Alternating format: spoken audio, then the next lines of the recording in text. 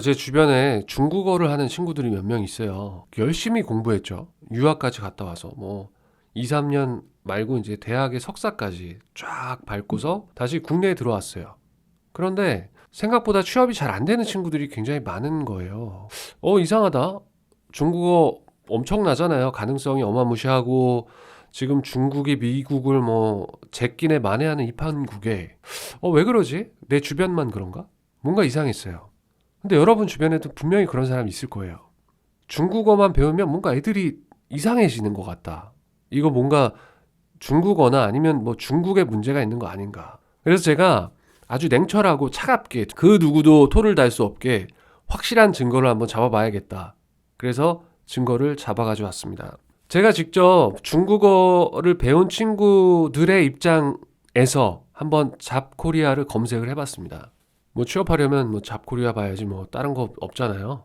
그래서 제가 잡코리아에 뭐라고 검색을 해봤냐면 영어 가능, 중국어 가능, 일본어 가능 별로 상세 검색을 해봤습니다.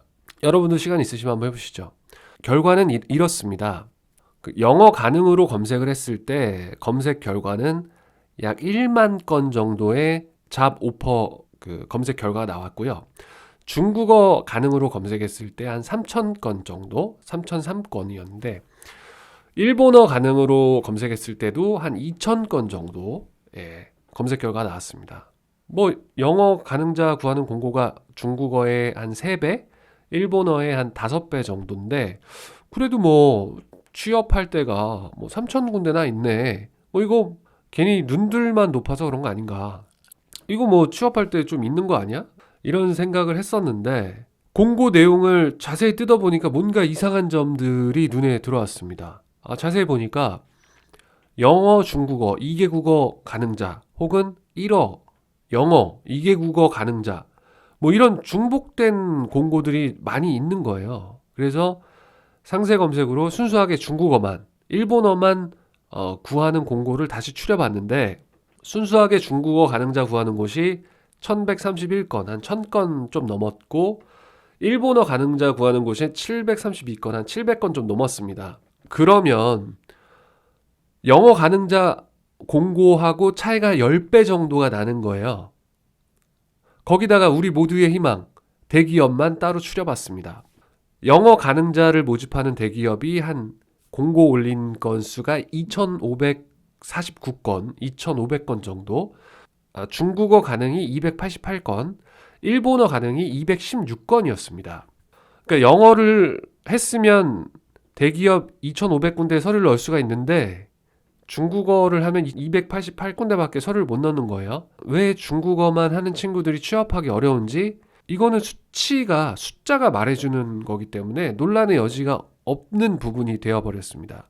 제 생각이 맞았던 거예요. 그런데 보면 수치상 제일 낮은 거는 일본어 가능자예요. 그럼에도 불구하고 중국어가 왜 취업하기가 제일 불리한 걸까? 제가 그 점을 말씀을 드리고 싶습니다. 도대체 언어의 가치는 어디에서 나오는가? 어떻게 그 가치를 측정할 수 있을까? 한번 고민을 해봤어요. 일단 그 기준을 정해야 되는데 모두가 인정하고 공감할 수 있는 기준을 제가 꺼내 볼게요. 자, 여러분이 사장님이에요. 여기 미국 사람, 중국 사람, 일본 사람이 있습니다. 모두 똑같이 영어, 중국어, 일본어를 잘합니다. 다만 급여가 달라요. 미국 사람은 1억을 줘야 일을 한다고 하고 중국 사람은 5천만 원만 줘도 일을 한다고 합니다. 일본 사람은 7천만 원 정도의 연봉이 측정이 되고요. 언어 스킬은 모두 같고 능력도 같습니다. 자, 여러분이 만약 사장님이라면 누구를 뽑게 될까요? 물론 다양한 상황을 고려해야 되죠. 만약 한국에서 사업을 하신다면 중국 사람과 일본 사람 중에서 고르게 될 겁니다. 둘 다 싫지만 그래도 뽑아야 된다면 이왕 비용을 절감할 수 있는 중국 사람을 선호하게 될 거예요. 일단은 미국 사람은 논외라는 게 여기 포인트입니다.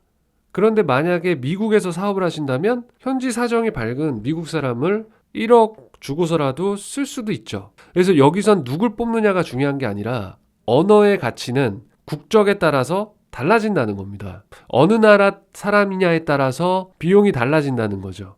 그리고 그 가치로 서로 경쟁을 한다.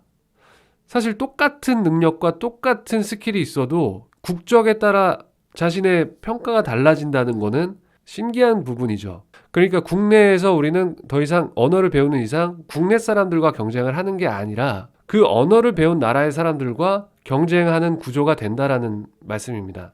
자, 그럼 이제 한국 사람으로 상황을 바꿔서 한번 볼게요. 한국 사람과 일본 사람이 있습니다. 둘 다 똑같이 한국어와 일본어를 잘합니다. 한국 사람의 서울 평균 연봉은 4천만 원이고요. 도쿄는 5천만 원 정도입니다. 여러분이 사장님이라면 누구를 뽑겠습니까?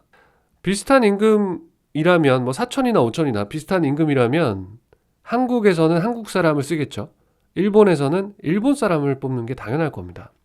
그런데 여기서 포인트는 요즘 일본에 일할 사람이 많이 모자르게 되면서 한국에서도 중국에서도 일본 취업을 많이 나간다는 겁니다. 그러니까 결국 언어의 가치는 그 언어의 나라의 상태에 따라서 또 달라진다는 겁니다. 자, 그러면 이제 마지막으로 중국어의 가치를 이렇게 비교를 해볼게요. 중국 사람과 한국 사람이 있습니다. 둘 다 똑같이 한국어와 중국어를 잘해요. 중국 사람은 베이징 평균 연봉이 2,500 정도 돼요. 서울 한국 사람 연봉 4천만 원 정도 되고. 자, 그럼 누구를 뽑으시겠습니까? 근데 여기 잠깐만 여기서 한 가지 더 생각해야 될 부분은 한 사람을 더 넣어야 된다는 겁니다. 이 중국과 한국을 비교했을 때 이 중간에 있는 우리 조선족 동포를 고려하지 않을 수 없습니다.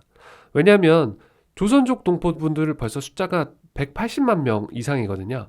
중국 조선족 자치구에 거주하고 계시고 여기는 사실 우리가 우습게 볼 게 아닌 게 중국의 대치동입니다. 학구열이 가장 높아서 대학 진학률이 가장 높아요. 중국 내에서. 그러니까 한국 엄마들하고 똑같은 피는 못 속인다고 아이들 교육을 최우선으로 두는 동네가 바로 조선족 자치구입니다. 저는 조선족 사람은 아니고요.